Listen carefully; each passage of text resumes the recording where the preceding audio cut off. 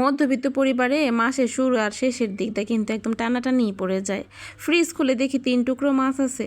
পরিবারের মেম্বার হয়েছি 5 জন। এই 3 টুকরো মাছ দিয়ে কি রান্না করব আর কার মুখে দিব, কিভাবে সারাটা দিন পার করব, আর এই চিন্তা করতে করতে এক দুপুর পার হয়ে গেল। তো হঠাৎ করে মাথায় একটা বুদ্ধি আসলো, এই 3 টুকরো মাছ দিয়ে এই চমৎকার একটা খাবার রেসিপি তৈরি করে ফেলার। প্রথমে কিন্তু এই যে 3 টুকরো মাছ আর সাথে 3টা ছোট আলু আমি একদম পানিতে সিদ্ধ করে নিতেছি।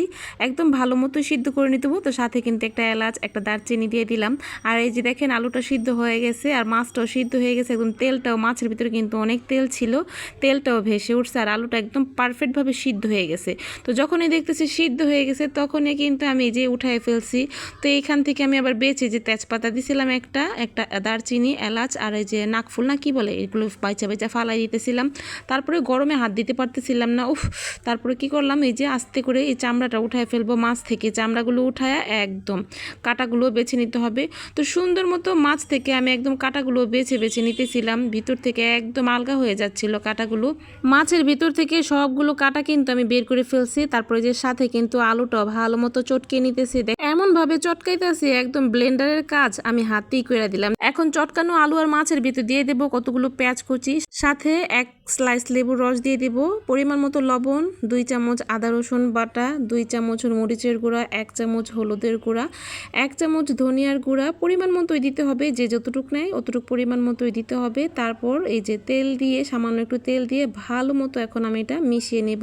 অভিজ্ঞ আপুরা তো বুঝে গেছেন এটা কি করতেছি। হ্যাঁ, এটা ফিশ চপ বানাচ্ছি। তো হাতে একটু তেল নিয়ে সুন্দর করে এখন আমি এটা কাবাবের আকৃতিতে করে ফেলবো। এটা হচ্ছে ফিশ কাবাব বা ফিশ চপ, যে যেটাই বলুক না কেন। এই যে ছোট ছোট করে এখন আমি সবগুলো স্লাইস করে নেব, এই যে চপের আকৃতি করে নেব।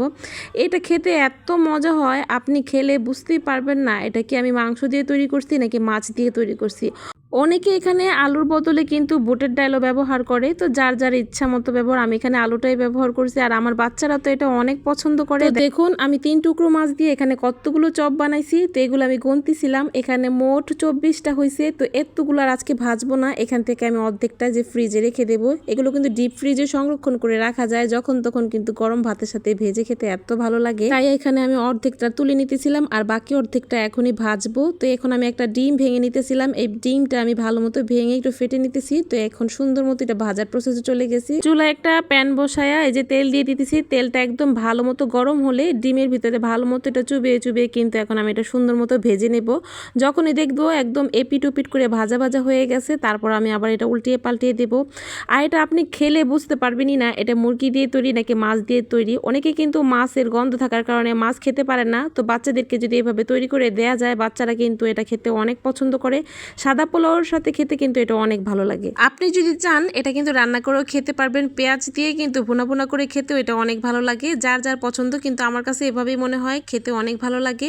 তো আপনি যদি চান একদিন ট্রাই করে দেখবেন, খুবই ভালো হয়। তো মধ্যবিত্ত প্রত্যেকটা মানুষকে খুব হিসাব নিকাশ করে চলতে হয়। 3 টুকরো মাছ দিয়ে আজকে এতগুলো বড়া বা চপ তৈরি করে ফেললাম। তোর কার কার কাছে ভিডিওটা কেমন লাগছে অবশ্যই কমেন্টসে জানাবেন। যদি ভালো লেগে থাকে আপনিও বাসায় বাচ্চাদের কীভাবে তৈরি করে দেবেন, দেখবেন খেতেও অনেক মজা। তো আজকে এই পর্যন্ত, সবাই ভালো থাকবেন। আল্লাহ হাফেজ।